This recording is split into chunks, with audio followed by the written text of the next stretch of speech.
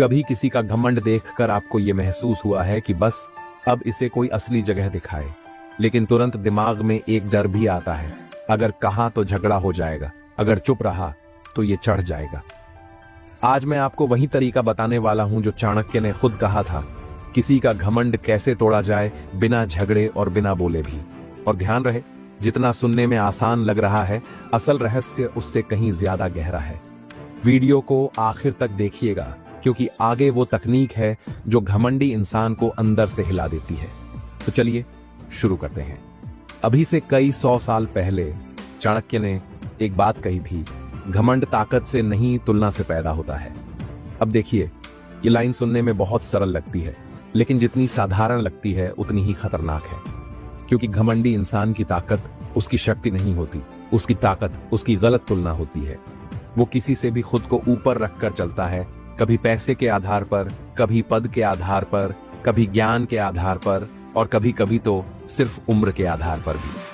लेकिन यहाँ पर डराने वाली बात यह है, जितना बड़ा घमंड उतनी ही कमजोर उसकी वास्तविकता। हाँ, आपने सही सुना, घमंडी इंसान अंदर से बहुत डरपोक होता है। वो सिर्फ बाहर से मजबूत दिखता है ताकि लोग उसकी कमजोरियों तक पहुंच न जाएं। अब यहाँ एक सवाल आपके दिमाग में भी आया होगा, अगर वह इतना डरपोक है तो इतना अकड़ क्यों दिखाता है? यही तो रहस्य है। आप खुद सोचिए, एक सचमुच आत्मविश्वासी इंसान को किसी को नीचा दिखाने की जरूरत क्यों पड़ेगी? जिसे खुद पर भरोसा हो, जिसे अपने काम पर यकीन हो, जो शांत और स्थिर दिमाग वाला हो, वो क्या दूसरों को नीचा दिखाने का समय लगाएगा? नहीं, वो सिर्फ अपने रास्ते पर चलता है। लेकिन घमंडी इंसान, उसकी पूरी ऊर्जा दूसरों को छोटा साबित करने में जाती है ताकि वो खुद को बड़ा महसूस कर सके। यानी उसके घमंड का असली स्रोत भय है, शक्ति नहीं। अब यहां एक छोटा सा इमोशनल ट्रिगर डाल दूं। सोचिए जरा, ऐसे कितने लोग आपकी लाइफ में आए होंगे जो आपको दबाने की कोशिश करते रहे, कभी बोलकर, कभी चुप रहकर, कभी तानों के जरिए, कभी नजरों के जरिए।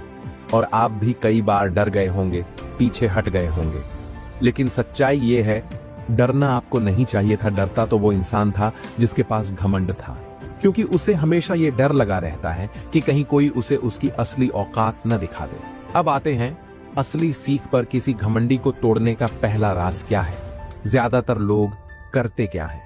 घमंड का जवाब घमंड से देते हैं। गलती, बड़ी गलती। क्योंकि घमंडी इंसान कॉन्फ्रंटेशन से पीछे नहीं हटता, वो उससे और ज्यादा जहरीला हो जाता है। चाणक्य कहते हैं, घमंड का इलाज मुकाबला नहीं, उसकी तुलना बदलना है। और यही चीज किसी का ईगो कुछ सेकंड में हिला देती है। ये तुलना बदलती कैसे है? ध्यान से सुनिए, क्योंकि यहीं से गेम की दिशा बदलती है। घमंडी इंसान तभी घमंडी लगता है जब उसके सामने कोई ऐसा हो जो खुद को उससे नीचे मानने लगे। लेकिन जैसे ही उसके सामने कोई ऐसा आ जाए जो उसके बराबर या उससे बेहतर हो, उसका पूरा ढांचा कांपने लगता है। और अब मैं यहाँ एक पैटर्न इंटरप्ट डालता हूँ ताकि आपकी अटेंशन रीसेट हो जाए। कभी स्कूल में वो एक बच्चा होता था जो हमेशा 90 से 95% लाकर सबको सुनाता था। कक्षा में घुसते ही कहता था, यार फिर से टॉप कर दिया, या तुम लोग तो कोशिश ही नहीं करते। उसकी बातों में अजीब सा सतही कॉन्फिडेंस होता था। लेकिन एक साल क्लास में एक नया बच्चा आता है और वो 97% ले आता है। फिर क्या होता था? वो पुराना बच्चा अचानक चुप हो जाता था। वो जो दूसरों को नीचा दिखाकर जीता था, वो अब अपने अंदर घुसने लगता था। क्यों? क्योंकि उसकी तुलना बदल गई थी। घमंड वहीं टूटा जहां से वो जन्मा था। यही विज्ञान है और यही चाणक्य की नीति। अब सोचिए, आप अपनी लाइफ में कितने लोगों से परेशान हुए होंगे। कोई रिश्तेदार जो हर समय अपनी सुपीरियरिटी दिखाता है, कोई कॉलीग जो हर मीटिंग में बाकी सबको कमतर बोलता है, कोई दोस्त जो हमेशा अपनी उपलब्धियों का गाना गाता रहता है, या कोई बॉस जिसकी आवाज में ही घमंड टपकता है।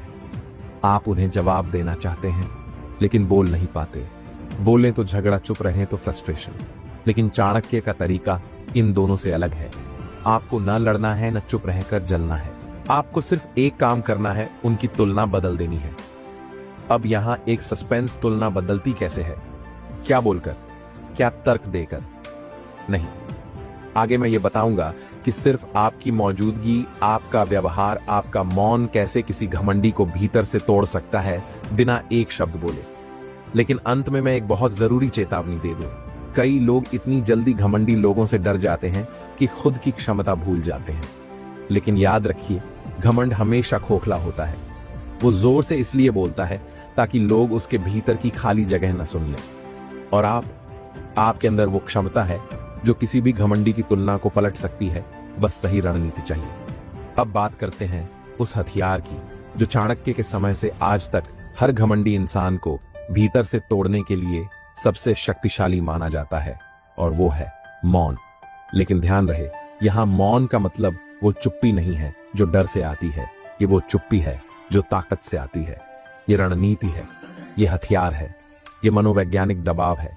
और चाणक्य इसे मौन घात कहते थे, यानी चुप रहकर वार करना। अब आप सोच रहे होंगे ये कौन सा वार हुआ? चुप रहने से कोई हिलता है? बस यही तो लोग नहीं समझते। घमंडी इंसान का सबसे बड़ा सहारा उसकी आवाज होती है, और सबसे बड़ा डर किसी के शांत हो जाने का। क्यों? क्योंकि घमंडी को दो चीजों की भूख होती है। पहली अटेंशन, दूसरी वैलिडेशन। यानी उसको चाहिए कि आसपास के लोग उसे नोटिस करें, उसकी तारीफ करें, उसके बोले हर शब्द पर रिएक्ट करें, उसकी सुपीरियरिटी को स्वीकार करें। अब सोचिए, अगर ऐसी चीजों पर उसका ईगो खड़ा है और वही चीजें आप उससे चुपचाप छीन लें तो क्या होगा? उसका पूरा घमंड भीतर से गिरने लगेगा। देखिए, मैं यहां मनोविज्ञान की एक छोटी सी बात बताता हूं। मनुष्य की सबसे बड़ी कमजोरी है रिएक्शन की लत, और घमंडी इंसान सबसे ज्यादा एडिक्टेड होता है दूसरों की रिएक्शंस पर। जैसे ही आप उसे रिएक्शन देना बंद कर देते हैं, वो असहज हो जाता है, घबरा जाता है। सवाल उठने लगते हैं, ये मुझे इग्नोर क्यों कर रहा है? ये इंप्रेस्ड क्यों नहीं हुआ? ये मेरी बातों पर रिएक्ट क्यों नहीं कर रहा? ये बेचैनी ही उसे अंदर से खाती है। और यही शुरू होता है चाणक्य का मौन घात। अब मान लीजिए कोई इंसान अपनी तारीफों का पुलिंदा खोल देता है। मैंने ये किया, मैंने वो किया, मेरे जैसा कोई नहीं, लोग मुझसे सीखते हैं। अधिकतर लोग दो में से एक गलती करते हैं, या तो वो उससे जलने लगते हैं या फिर उसका समर्थन करने लगते हैं। लेकिन चाणक्य कहते हैं ना, विरोध करो ना समर्थन। आप बस हल्का सा हूं या ठीक है या अच्छा कहकर आगे बढ़ जाए। अब यहां एक अटेंशन रीसेट कराते हैं। आपने नोटिस किया होगा कि जब आप किसी ऐसे इंसान से बात कर रहे हो जिसे खुद पर बहुत घमंड हो, और आप उसकी बातों को अनदेखा कर दें, तो अचानक उसका चेहरा कैसा अजीब सा हो जाता है, जैसे उसे यकीन ही ना हो कि उसके शब्दों ने उतना प्रभाव नहीं छोड़ा जितनी उसे उम्मीद थी। ये वही बिंदु है जहां घमंड टूटना शुरू हो जाता है। और यहाँ एक इमोशनल ट्रिगर, अगली बार जब कोई इंसान अपनी सुपीरियरिटी दिखाने के लिए आपके सामने अपनी वाहवाही करने लगे, तो याद रखना, आपको उसके शब्द सुनने नहीं, उसकी कमजोरी को समझने पहुंचना है। अब आप शायद सोच रहे होंगे, लेकिन इतना सा करने से क्या फर्क पड़ेगा? वो क्या इतना जल्दी टूट जाएगा? यहीं आता है इस दरवाजे के पीछे छुपा असली रहस्य, जो ज्यादातर लोग समझ ही नहीं पाते। जब अटेंशन मिलना बंद हो जाता है, जब वैलिडेशन गायब हो जाती है, तो घमंडी इंसान खुद को साबित करने के लिए 2 गुना जोर लगाता है। वो और जोर से बोलता है, वो और ज्यादा डींगे मारता है, वो और बड़ी बड़ी बातें करता है, और यहीं से आप उसकी ऊर्जा को उसी की तरफ मोड़ देते हैं। अब ये कैसे होता है? मैं आपको एक उदाहरण से समझाता हूं। मान लीजिए कोई सहकर्मी मीटिंग में हमेशा अपनी उपलब्धियों का ढेर लगाकर दूसरों को नीचा दिखाता है।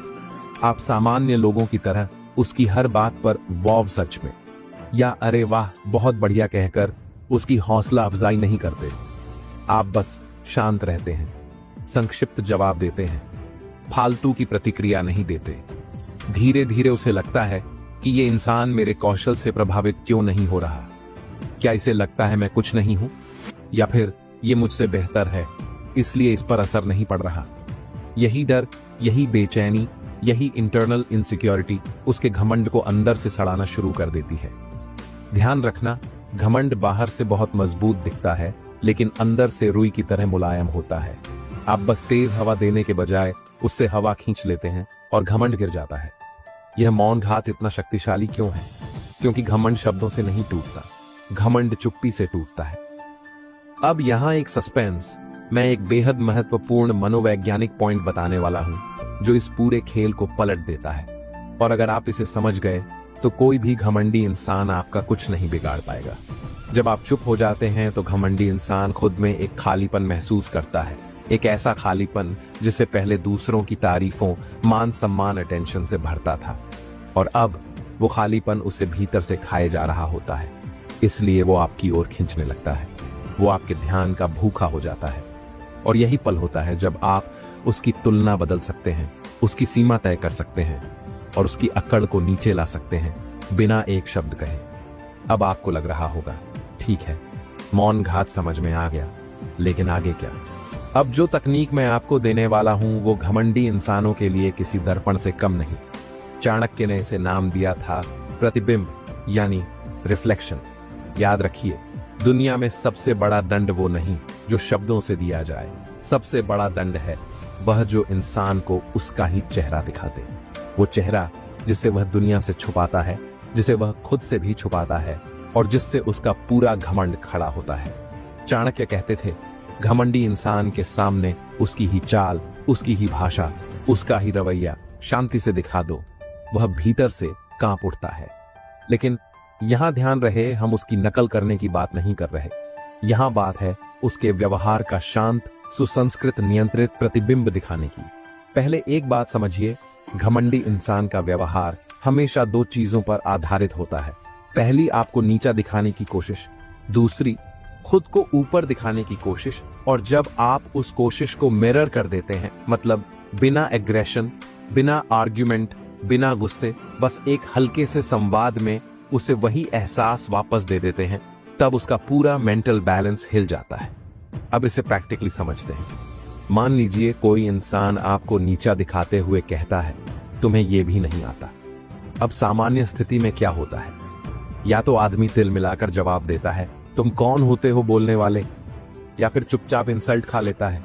लेकिन चाणक्य कहते हैं दोनों रास्ते गलत हैं, क्योंकि पहला रास्ता घमंड को फ्यूल देता है और दूसरा रास्ता आपके सेल्फ रिस्पेक्ट को खा जाता है। असली रास्ता है प्रतिबिंब तकनीक। आप बस शांत स्वर में कहें, हो सकता है हर किसी में इंप्रूवमेंट की गुंजाइश होती है, और फिर चुप हो जाए। अब आप सोच रहे होंगे, ये कैसे घमंड तोड़ेगा? यही खेल शुरू होता है।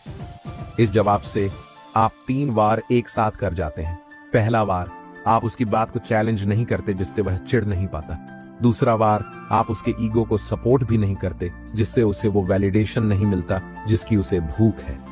तीसरा वार, आप इनडायरेक्टली उसे उसकी हार्शनेस का एहसास करा देते हैं बिना उसे अटैक किए। यही प्रतिबिंब है।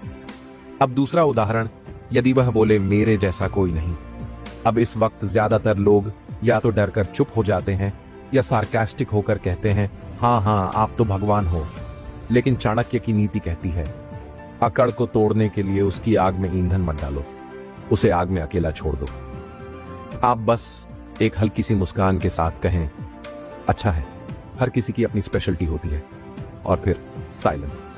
अब यहां अंतर यह है, आपने ना उसका विरोध किया, ना उसकी बढ़ाई की, बल्कि उसके स्टेटमेंट को न्यूट्रलाइज कर दिया, और यहीं से घमंड हिलना शुरू होता है। अब एक छोटा सा पैटर्न इंटरप्ट डाल दूं ताकि आपका ध्यान फ्रेश हो जाए। कई लोग इस वक्त सोच रहे होंगे, ये सब सुनकर मेरा तो खुद पर शक होने लगा है कि घमंडी वो था या मैं। चिंता मत करें, ये सामान्य है। सच बात ये है, कभी कभी हम अनजाने में ऐसे लोगों को इतना पावर दे देते हैं कि हम खुद को ही कमजोर मानने लगते हैं। लेकिन आज से नहीं, आज से खेल उल्टा चलेगा। अब आते हैं इस तकनीक के साइकोलॉजिकल इंपैक्ट पर, क्योंकि ये भाग सबसे खतरनाक है। यहीं पर घमंडी इंसान की नींव हिलती है। देखिए, मनोविज्ञान कहता है घमंडी इंसान अपनी छवि दूसरों की नजरों से बनाता है। वो सोचता है कि अगर मैं बोलूंगा तो ये लोग मान लेंगे, अगर मैं थोड़ा सा कॉन्फिडेंट दिखूंगा तो ये डर जाएंगे, अगर मैं सुपीरियरिटी दिखाऊंगा तो ये प्रभावित हो जाएंगे। लेकिन जैसे ही आप उसकी बातों का न्यूट्रल प्रतिबिंब बन जाते हैं, उसकी पूरी छवि उसके ही सामने टूटने लगती है। उसे लगता है, ये मेरी बातों से प्रभावित क्यों नहीं हुआ, ये मेरे दबाव में क्यों नहीं आया, ये मेरे तानों पर रिएक्ट क्यों नहीं कर रहा, ये इतने शांत क्यों है, इसे डर नहीं लग रहा क्या? और यही डर, यही कंफ्यूजन, यही अंदर की बेचैनी उसके घमंड को अंदर से खा जाती है। अब यहाँ एक इमोशनल ट्रिगर, घमंडी इंसान को हर समय ये डर लगा रहता है कि कहीं उसकी सुपीरियरिटी गिर न जाए। और जब आप उसका प्रतिबिंब बनते हैं तो वो मिरर उसके ईगो के लिए सबसे बड़ा खतरा बन जाता है। अब मैं आपको एक छोटी असली जिंदगी पर आधारित कहानी सुनाता हूँ। एक ऑफिस में एक सीनियर कर्मचारी था, इतना घमंडी कि हर मीटिंग में बाकी लोगों को नीचा दिखाकर अपनी तारीफों का टावर बना देता था। टीम में एक नया लड़का आया। वो शांत स्वभाव का था, काम में माहिर, लेकिन बोलता बहुत कम था। एक दिन सीनियर ने उसे ताना मारा, तुम्हें यह भी नहीं आता, इतना सिंपल काम। लड़के ने बस मुस्कुराकर कहा, शायद सीख रहा हूं अभी, और चुप हो गया। सीनियर ने दूसरा ताना मारा, मेरे जैसा कोई नहीं है इस डिपार्टमेंट में। लड़का बोला, अच्छा है, यूनिकनेस होना अच्छी बात है, और फिर चुप। 3 मीटिंग बाद वो सीनियर लड़का तिल मिलाने लगा। उसे लगने लगा कि उसकी सुपीरियॉरिटी गिर रही है, क्योंकि वो लड़का उसकी आंखों में डर नहीं देखता था, वो रिएक्ट नहीं करता था, उसका बोलना बेअसर हो गया था। और जब घमंडी इंसान को लगे कि उसके शब्द बेअसर हो रहे हैं, वहीं से उसका साम्राज्य गिरना शुरू होता है। अब एक अत्यंत महत्वपूर्ण चेतावनी, प्रतिबिंब तकनीक का एक नियम है, शांत रहना है, सार्कास्टिक नहीं होना, क्योंकि सार्काज्म घमंड को ट्रिगर कर देता है, रिफ्लेक्शन घमंड को डिसॉल्व करता है। और अब इस पूरे क्लाइमैक्स प्रतिबिंब तकनीक का सबसे बड़ा फायदा यह है कि आप बिना लड़ाई किए, बिना आवाज उठाए, बिना एक भी कड़वा शब्द बोले उसके अहंकार को उसकी ही शक्ति से हराते हैं। ये बिल्कुल उसी तरह है जैसे किसी को उसके ही वजन से गिराना, उसके ही कदमों से उसे ठोकर लगवाना, बिना हाथ उठाए, बिना ऊर्जा खर्च किए, बस शांत रहकर पूरा खेल पलटना। यही चाणक्य की असली कला है। अब हम आ गए हैं जो पूरी चाणक्य नीति में सबसे अदृश्य और सबसे घातक तरीका माना जाता है। इसका नाम है प्रेजेंस पावर। देखिए, कई लोग सोचते हैं कि ताकत सिर्फ शब्दों में होती है, लेकिन चाणक्य कहते हैं सबसे गहरी ताकत उपस्थिति में होती है।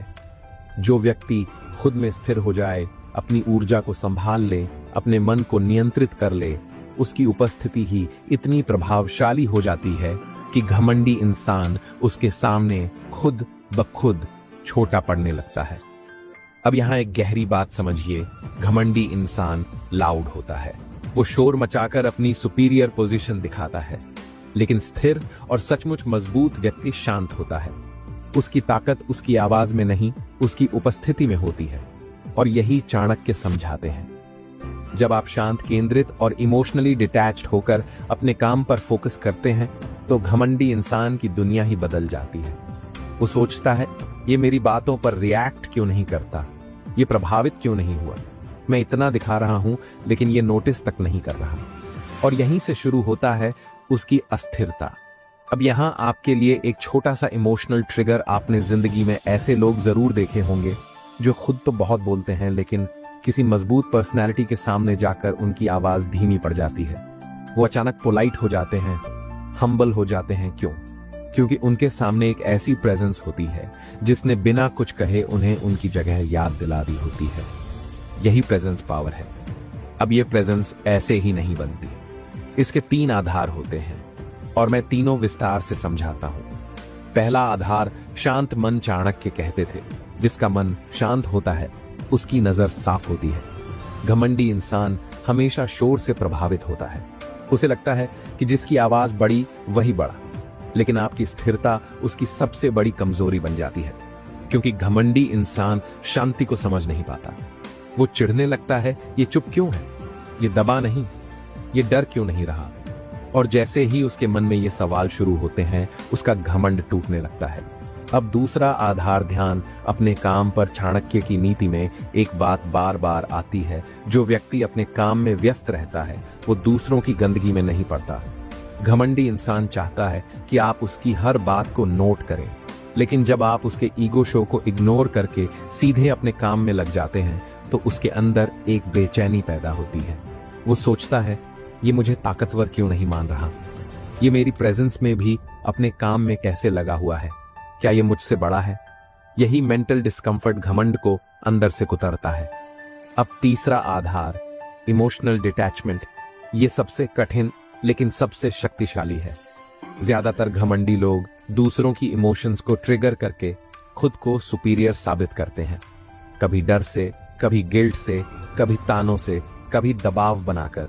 लेकिन जब आप उनकी बातों से इमोशनली डिटैच्ड रहते हैं, तो उनका पूरा खेल वहीं खत्म हो जाता है। ये एक तरह से जैसे तलवार घुमा घुमाकर हमला करने आया हो और सामने खड़ा इंसान बोले, तुम्हारी तलवार की दिशा मुझ तक आती ही नहीं। वो वॉरियर घबरा जाएगा। उसी तरह घमंडी इंसान घबरा जाता है। अब यहां एक पैटर्न इंटरप्ट, थोड़ा सा मजाकिया। कई लोग सोच रहे होंगे ये सब सीखकर तो कल से मेरा शांत चेहरा देखकर मेरे घर वाले मुझसे डरने लगेंगे। अरे डरने मत दीजिए, बस प्रेजेंस स्ट्रांग करिए, ईगो स्ट्रांग मत करिए। अब वापस मुद्दे पर आते हैं। घमंडी इंसान जब देखता है कि सामने वाला व्यक्ति न उससे डर रहा है, न उसकी बातों पर झुक रहा है, न प्रभावित हो रहा है, न तिलमिला रहा है, तो उसके ईगो में एक दरार पड़ती है। अब मैं आपको एक रियल लाइफ सिनेरियो देता हूं, ज्यादा प्रैक्टिकली समझ आए। मान लीजिए आपका कोई कॉलीग या फ्रेंड लगातार अपनी उपलब्धियां बताकर आपको छोटा दिखाने की कोशिश करता है। पहले वो बोलता जाता था और आप रिएक्ट कर देते थे, कभी छिड़कर, कभी डिफेंड होकर, कभी एक्सप्लेनेशन देकर। लेकिन अब आप शांत हैं, आप बस सुनते हैं और फिर अपने काम में लग जाते हैं। आपकी आंखों में कोई इंटरेस्ट नहीं, कोई कंपटीशन नहीं, कोई ईगो क्लैश नहीं। अब उसका अंदर का संवाद शुरू होता है, ये मुझसे प्रभावित क्यों नहीं हो रहा, ये क्यों नहीं परेशान हो रहा, ये मेरे लेवल पर प्रतिक्रिया क्यों नहीं दे रहा। धीरे धीरे उसे एहसास होता है कि उसकी सुपीरियरिटी नकली है, क्योंकि जिसे सुपीरियरिटी असली होती है वो दूसरों की रिएक्शंस पर डिपेंड नहीं करती। और आपकी स्टेबिलिटी देखकर उसको यही एहसास होता है कि ये शख्स अपनी जगह पर इतना मजबूत है कि मेरे शब्द इस पर असर ही नहीं कर रहे। यहीं पर आपकी प्रेजेंस का रियल इम्पैक्ट पड़ता है और घमंड अंदर से क्रम्बल होने लगता है। अब ध्यान दीजिए, प्रेजेंस पावर का मतलब यह नहीं कि आप रूड हो जाएं। प्रेजेंस पावर का मतलब यह नहीं कि आप एरोगेंट हो जाएं। प्रेजेंस पावर का मतलब बस इतना है कि आप अपनी इनर स्टेबिलिटी को इतना मजबूत कर लें कि कोई भी घमंडी इंसान आपकी एनर्जी को हिला न सके। आपकी प्रेजेंस ऐसी हो जाए कि लोग बिना कहे समझ जाएं, इस व्यक्ति से उलझना मतलब खुद अपनी डिग्निटी खोना है। ये इंसान बाहर से नहीं, अंदर से मजबूत है। इसके सामने मेरा घमंड चलने वाला नहीं, यही असली एम है। और सबसे शक्तिशाली मोमेंट जब घमंडी इंसान देखता है कि आपकी प्रेजेंस अडिग है, वो आपकी रिस्पेक्ट करने पर मजबूर हो जाता है। और याद रखिए, जो रिस्पेक्ट डर से मिलती है वो अस्थाई होती है, लेकिन जो रिस्पेक्ट प्रेजेंस से मिलती है वो स्थायी होती है। अब जैसे जैसे आपकी प्रेजेंस मजबूत होती है, घमंडी इंसान आपके साथ मुकाबला नहीं करता, वो पीछे हट जाता है, क्योंकि उसे पता होता है शोर शांत को हरा नहीं सकता, ईगो स्टेबिलिटी को गिरा नहीं सकता। सुपीरियरिटी वास्तव में उस इंसान के सामने टिक नहीं सकती जो खुद में ग्राउंडेड हो। अब हम आ चुके हैं चाणक्य नीति के उस आखिरी हथियार पर, जिसे चाणक्य अंतिम प्रहार कहते थे। ये प्रहार तलवार का नहीं होता, तर्क का नहीं होता, ये होता है परिणामों का प्रहार। चाणक्य कहते हैं, घमंडी से मुकाबला लड़ाई से नहीं, उपलब्धियों से होता है। देखिए, घमंडी इंसान का पूरा साम्राज्य एक चीज पर टिका होता है, उसका सेल्फ कंस्ट्रक्टेड सुपीरियरिटी इल्यूजन।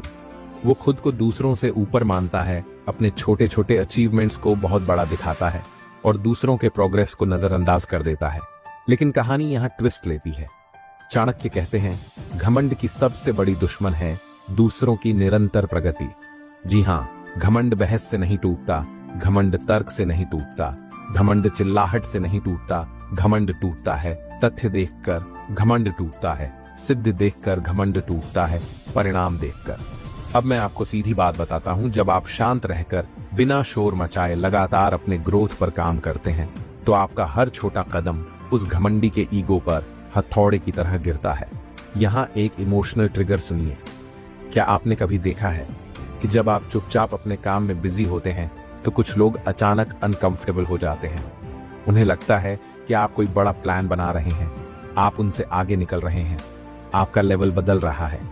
यही अंदर की बेचैनी घमंडी इंसान को सबसे ज्यादा परेशान करती है, क्योंकि वह चाहता है कि ध्यान उसके ऊपर रहे और आपकी प्रोग्रेस स्पॉटलाइट बदल देती है। अब मैं आपको एक गहरी बात बताता हूँ, ये तरीका सिर्फ असरदार नहीं, डरावना है, क्योंकि ये घमंडी इंसान को अंदर से घुलाता है।